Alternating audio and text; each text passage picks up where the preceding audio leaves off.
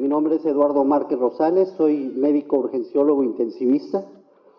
Agradezco al Colegio de Medicina Interna el haberme invitado a participar en este octavo curso, en este curso regional de Medicina Interna.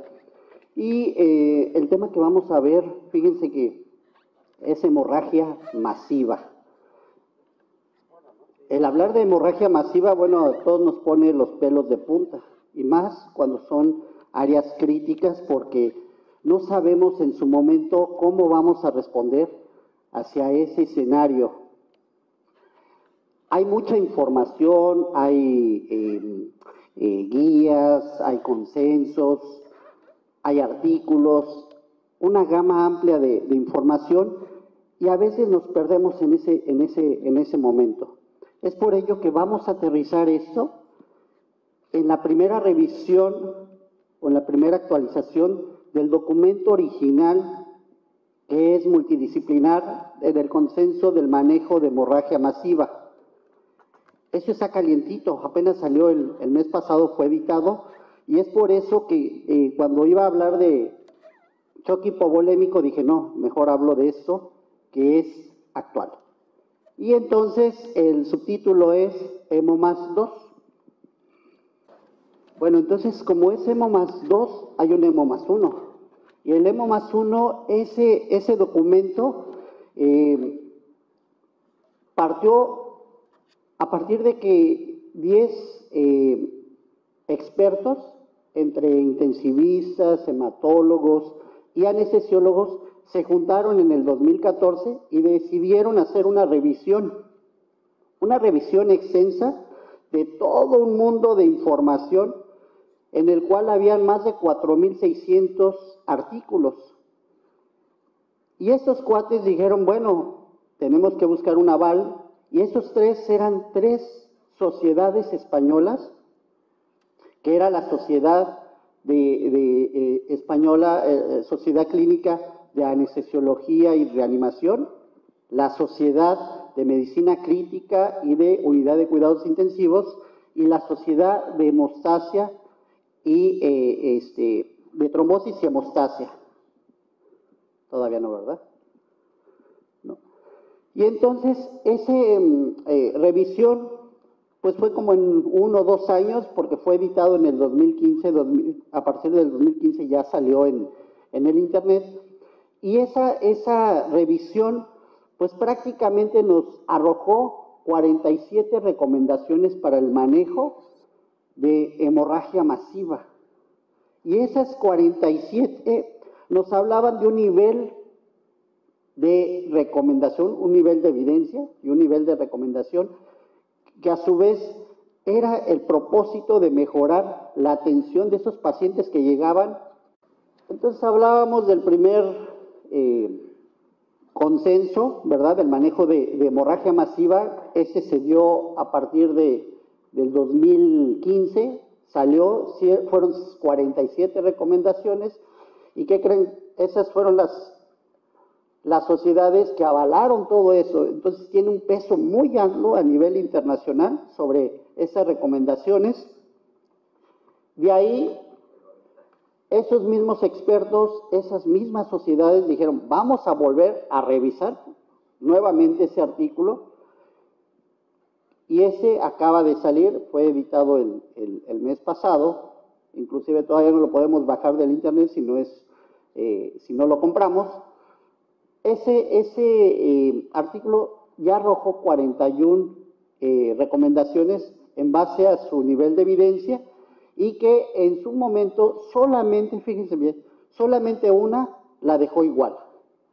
Las demás fueron modificadas en su redacción, en su nivel de evidencia y obviamente en su manejo, en su quehacer como tal. Y entonces, ¿cuál era el objetivo de esto? Era revisar y actualizar las recomendaciones existentes sobre el manejo de hemorragia masiva. Hablar de hemorragia masiva pues nos pone los pelos de punta, hablar de hemorragia nos estresa, y más si estamos navegando sobre un mar de información, que no sabemos cuál es el manejo correcto en base a evidencia. Y hay veces lo que hacemos es, pues si está sangrando, sangre. No sabemos cuánto, ni cómo, ni dónde. No sabemos cuáles son esas herramientas y esas acciones que debemos de tomar para que al paciente le vaya bien. Porque no nada más es ponerle sangre, es evitar que se asocie a una coagulopatía y que en su momento fallezca el paciente o le vaya mal. O mínimo haga daño, ya sea taco o ya sea trali, daño por transfusión a nivel pulmonar, y eso es lo que nos mantiene aquí. Como decía el doctor, no me gustan esos porque no hay cómo acercarlo, pero bueno, ahí nos habla de que se ocuparon 200, el nuevo documento multidisciplinar en el manejo, ocuparon 200 artículos y 9 guías. Fueron eliminando y excluidos algunos. ¿Por qué? Porque algunos eran hemorragia obstétrica, hemorragia pediátrica y hemorragia digesiva, que tienen ciertas particularidades y que en su momento pues no nos iban a servir para esa revisión. Al final fueron excluidos y agregados otros nuevos artículos que yo creo que en la segunda revisión van a ser de buen interés. Por último, quedaron 8 guías aceptadas para esa revisión. Los resultados de las 47 recomendaciones que teníamos en el documento original, que fue en el 2015, nada más quedaron 41, se eliminaron 7, y de esas 7 recomendaciones se encasillaron en 14 apartados, y de esas 61 afirmaciones, 38 eran recomendaciones, 2 con evidencia A, que eran las soluciones cristaloides isotónicas y era el ácido tranexámico, y otras 23 sugerencias. Hablar de hemorragia masiva, bueno, pues hablamos de definiciones, así como de transfusión masiva. Todas esas son definiciones que partieron de esa revisión del documento original. Y tenemos que hemorragia masiva, tenemos pérdida sanguínea, más de 150 mililitros por minuto por más de 10 minutos. ¿Qué quiere decir? Que en 10 minutos ya tenemos 1500, ¿no? Pérdida de un volumen sanguíneo en 24 horas, hemorragia mayor que precisa transfusión de 4 concentrados eritrocitarios en 1 hora, pérdida de 1 a 1.5 volemias en 24 horas, pérdida de 50% de la volemia en 3 horas y hemorragia mayor que amenaza la vida y da como resultado una transfusión masiva. Ese ya es más como de percepción. Y para transfusión masiva tenemos transfusión de la mitad del volumen sanguíneo en 4 horas, más de un volumen sanguíneo en 24 horas y administración de al menos 10 unidades de concentrados eritrocitarios en las 24 horas desde que inicia el evento. Esa es la que más conocemos, ¿no? ¿Cuáles son las causas más frecuentes? Para el documento original, pues nada más tomaron en cuenta el politrauma, la cirugía cardiovascular y la cirugía hepatobiliar. En cuanto a la cirugía, en cuanto a la hemorragia pediátrica, la hemorragia obstétrica y la digesiva, esas se eliminaron o se descartaron. Y empezamos con las recomendaciones. Y de acuerdo a las recomendaciones, pues nada más el nivel de evidencia tomaron 1 y 2. Y en recomendaciones A, B y C, ¿y qué creen? Que pues prácticamente todas entran, ¿no? Son pocas las diferencias porque o es definitivamente beneficio o ineficaz o peligroso. O es probable, o es posible, o definitivamente no funciona. Entonces hay cosas como estas, en la recomendación número 1, que dicen, ay, es sentido común. Y ahorita escuchaba al doctor, ¿verdad?, que decía del cirujano, efectivamente, ¿cuántas veces se revisa al paciente después de operarse? Y ahí tiene el drene, ¿no? Ahí los vemos en la terapia como, doctor, ya está gastando. No, es normal. Doctor, ya está gastando. Ya sea que de plano entra en estado de choque y entonces como hay que correr al quirófano. Entonces es una nivel de evidencia 1C, pero también en el politrauma. De acuerdo al ATLS, nosotros tenemos que estar revisando continuamente al paciente. En la revisión primaria llega y descartamos las causas que ponen en peligro la vida y que se deben descartar en la revisión primaria, ¿sí o no? Pero después viene la revisión secundaria y ahí es donde nosotros, cada determinado tiempo o cada turno o como lo establezcamos, tenemos que descartar que vaya a tener hemorragia masiva. Otra, les quería comentar, dicen de la 1 a la 4.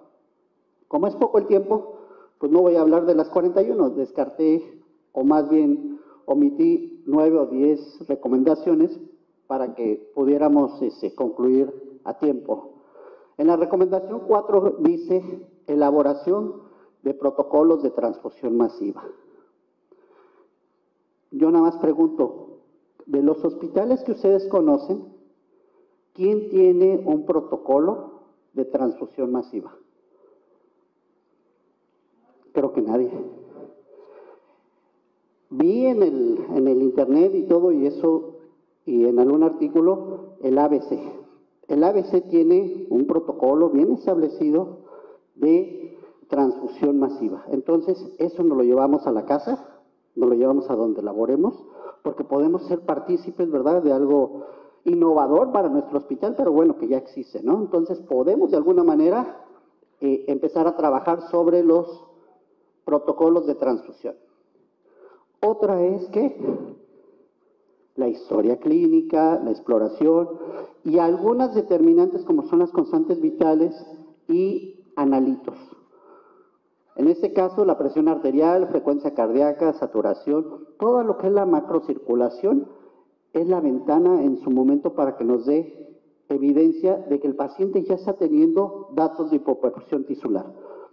Igual los analitos como es el lactato y es el déficit de base. Otro apartado es el control de la temperatura. Inclusive en el ATLS le dicen cuando llega el politrauma, ¿no?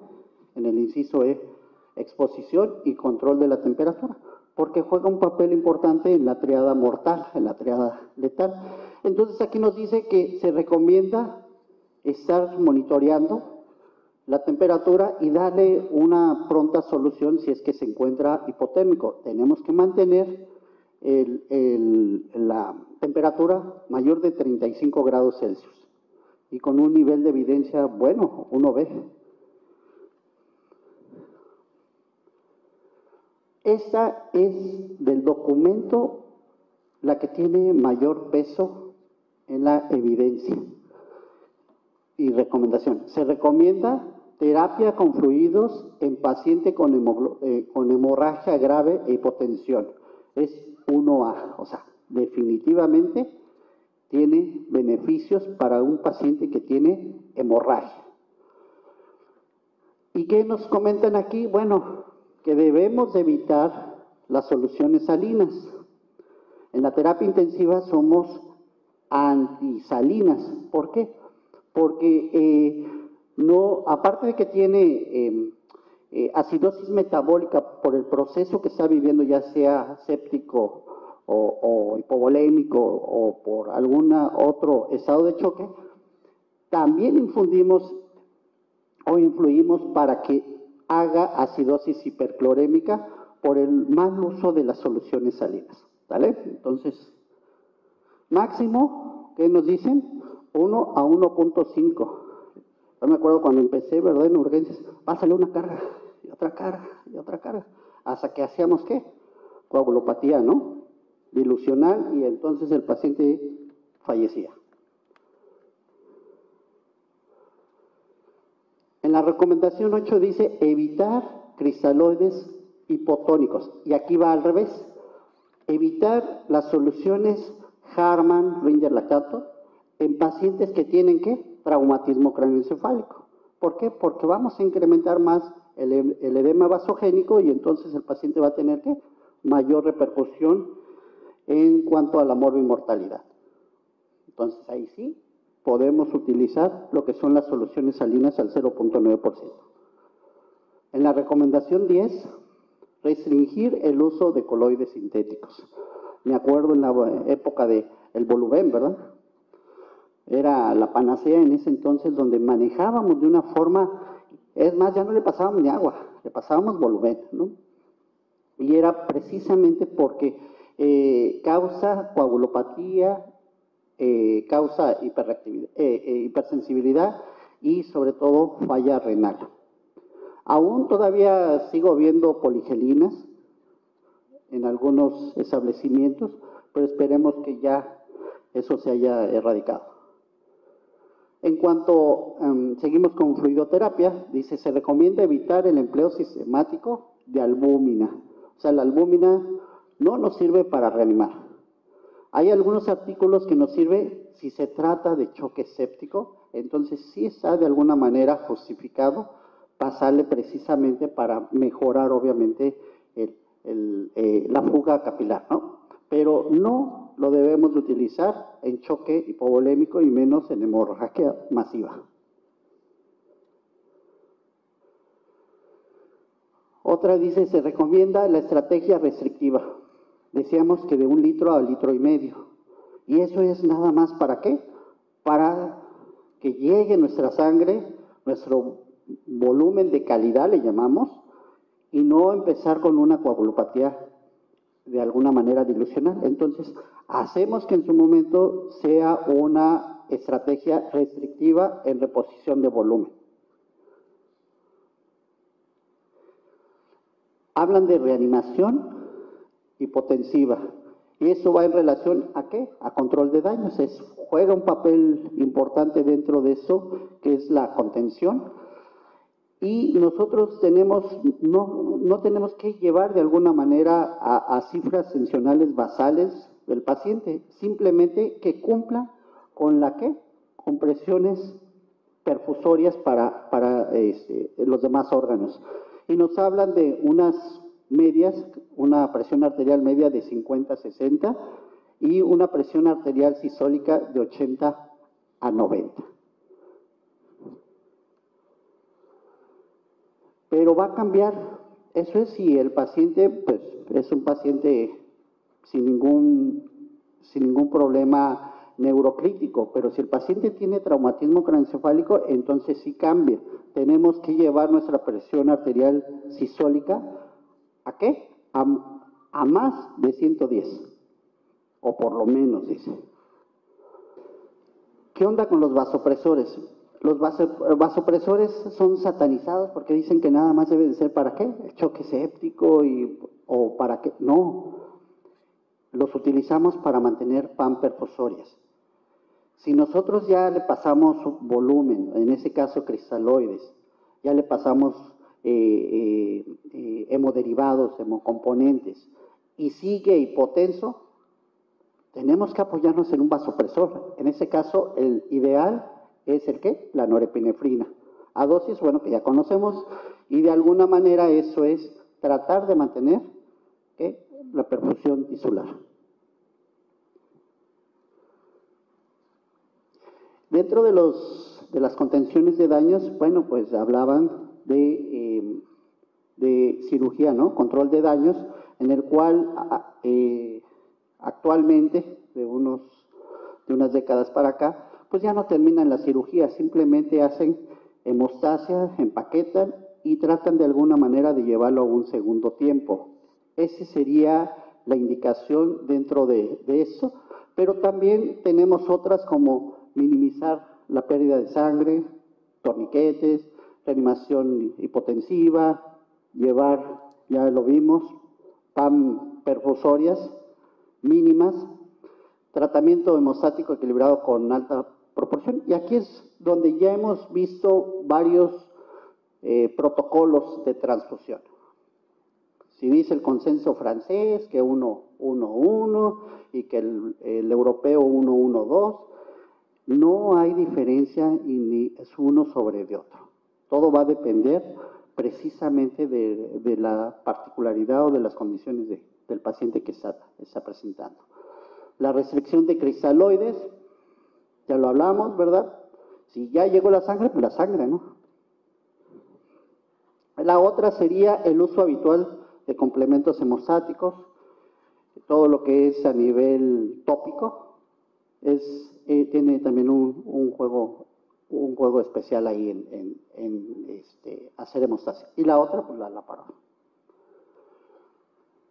Pasando a lo que es monitoreo, la recomendación 17, ya me voy a ir más rápido. ¿Vamos bien en tiempo? Sí. Pasando a la recomendación, bueno, nos hablan de variables tanto dinámicas como estáticas.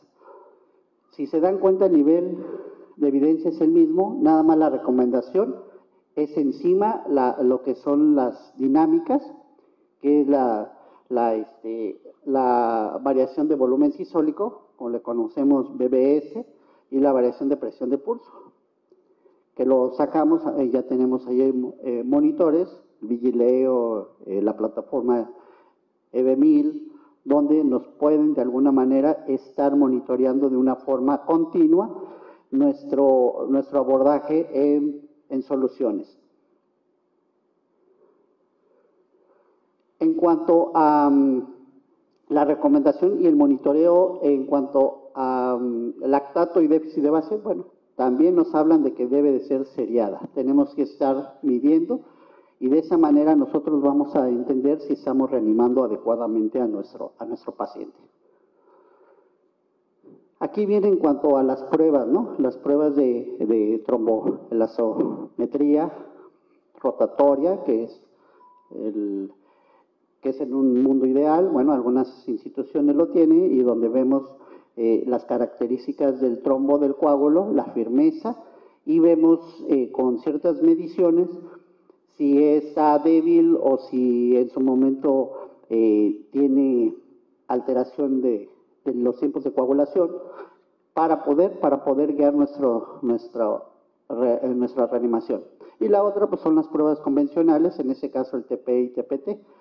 Si se dan cuenta, es el mismo nivel de evidencia, pero la recomendación se deriva más al tromboelastografía, ¿no? En cuanto a monitorización, seguimos. Nos hablan de seguir monitoreando los niveles de hemoglobina, aunque a veces los queremos hacer a tiempo corto o cuando está sangrando, bueno, pues no tiene ningún caso, tenemos que darle tiempo a que se redistribuya para que podamos tomar decisiones. Y aquí empezamos con lo que son las transfusiones de los concentrados de Matías o globulares, como le llamamos, o eritrocitarios. Nos hablan de una estrategia global restrictiva. Acuérdense cómo decían, tráete tres paquetes, ¿no? Trae tres paquetes, trae 4 paquetes, y en ese momento le pasábamos 4 paquetes eritrocitarios y nunca le pasábamos plasma y nunca le pasábamos plaquetas y es más, no le pasamos nada, ¿no? Más que soluciones. Entonces, aquí nos habla de qué? De que sí hay que pasarle paquete eritrocitario, pero debe ser una estrategia restrictiva y tiene un buen nivel de evidencia. La otra es, tenemos que estar llevando al paciente a un nivel de 7 a 9 de hemoglobina. ¿Para qué? Para un buen transporte, mejorar un buen transporte de oxígeno y podamos en su momento manejar más la presión oncótica. Dice que la reanimación es hemostática con una alta proporción, y era de lo que hablábamos, ¿no? Los protocolos PRO, que si 1-1-1 o 1-1-2. Ahí ya determina el reanimador cuál es lo mejor para su paciente. En cuanto al plasma, hay estrategia guiada por objetivos. Nosotros tenemos que guiarnos por la clínica, está sangrando, ya le pasamos un paquete eritrocitario, viene el plasma, y también por las cuestiones analíticas, en ese caso por el tromboelastografía o o por los tiempos de coagulación. ¿Y qué onda con las plaquetas? Bueno, dice la administración de concentrados plaquetarios se debe de mantener por arriba de 50,000. Eso sí hay hemorragia activa. Pero si el paciente tiene traumatismo cráneoencefálico, las plaquetas deben de estar por arriba de ¿qué? De 100,000.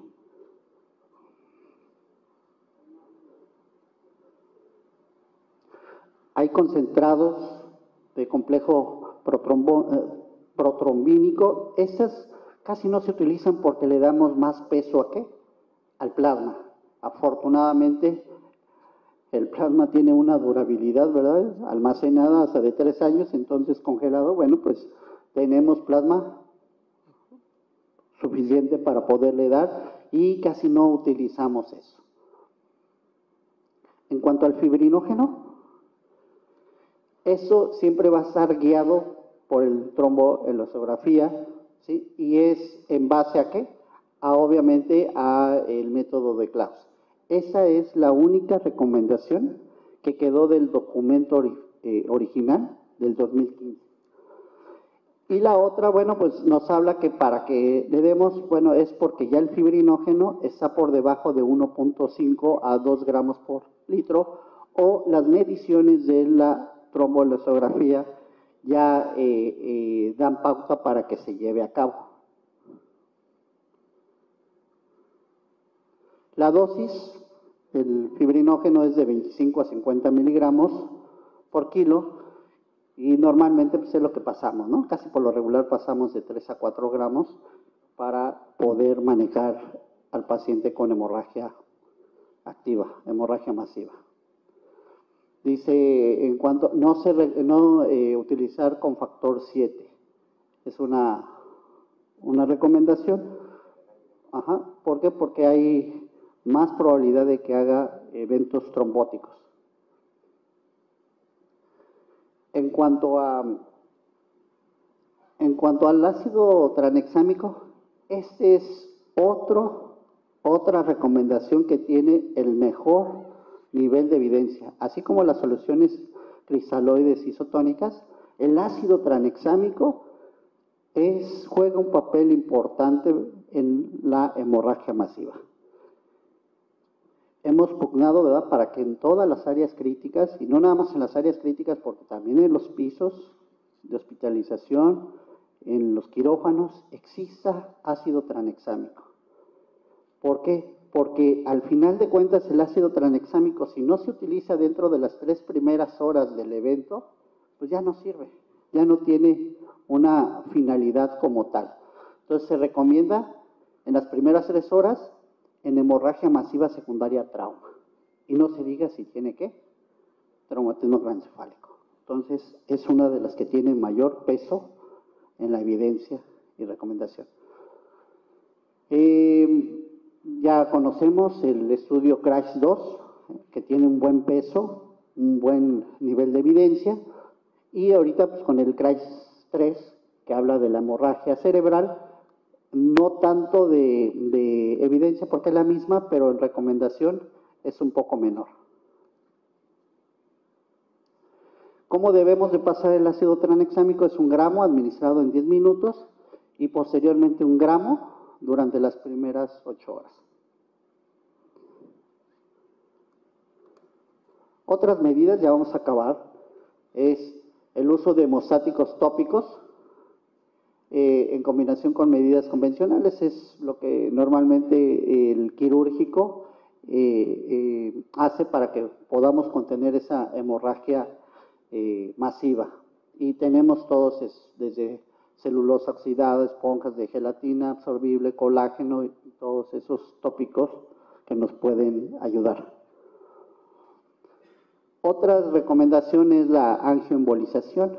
Eso se hace en patologías como hemorragia de tubo digestivo alto o hemorragia de tubo digestivo bajo, en pancreatitis hemorrágicas o en fracturas de pelvis. Otras medidas, y es otra recomendación, y creo que hasta ahí le hice, es precisamente el monitoreo del calcio. El calcio tenemos que estar manejando y estar monitoreando, y si en su momento el calcio iónico, el calcio libre es menor de 3.6 o el sérico es menos de 7.5, tenemos que administrar las presentaciones que conocemos, ¿no? Ya sea gluconato de calcio. Y ya. En la discusión, bueno, el manejo de las hemorragias es complejo, ya lo comentábamos. Requiere ¿de qué? De mucha destreza, conocimiento, requiere de herramientas, consensos, guías, requiere de protocolos. Sin embargo, pues es multidisciplinario.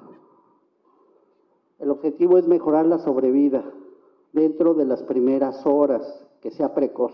De lo contrario ya no sirve, no sirve tener un paciente en terapia intensiva por daño por reperfusión o con estragos a nivel renal, que tengamos que estarlo metiendo a la terapia de reemplazo renal o algunos otros dispositivos para poder mantenerlo y que al final va a sobrevivir. Este estudio pues, fue avalado por sociedades españolas y tiene un gran peso dentro ahorita hay que ver qué dicen ahora la escuela de Estados Unidos, ¿verdad? En cuanto a esas recomendaciones estaremos pendientes. Y la otra, algo que no me gustó es de que eliminaron las hemorragias obstétricas, que juega un papel importante o es más bien un escenario muy importante dentro de lo que es la patología. Disminuyeron las recomendaciones a 41 y solamente mantuvieron dos con peso mayor, en este caso cristaloides, isotónicos y ácido tranexámico. De lo demás, bueno, pues nos sirve, son herramientas. Y control de daños. Y ya por último, bueno, es una entidad con una elevada mortalidad asociada y que es prevenible, a veces no lo hacemos. Como decía el doctor, hacemos una evaluación preoperatoria, pero se nos escapan algunas cosas, y más si va a ser una cirugía un poco tardada o retrasada. Y se lo digo porque a pesar de que a veces pensamos es una cirugía neurocrítica, una resección de algún tumor o algo, sangran hasta 4,000, 3,000, y vemos cómo llegan a los servicios de terapia intensiva y dices, oye, pero ¿sangró 4,000 de la cabeza? Sí. Pues ¿qué fue la aorta? ¿Qué fue? No, sangró de la cabeza. La actuación periódica de las recomendaciones para su tratamiento multidisciplinario es esencial para el diagnóstico precoz de la hemorragia masiva, así también como aquellos elevado riesgo de desarrollar, poniendo en marcha las estrategias que permitan controlar el sangrado, reponer hemocomponentes perdidos y evitar la coagulopatía asociada. Bueno, con eso me despido. Gracias por escucharme y espero que haya sido de beneficio.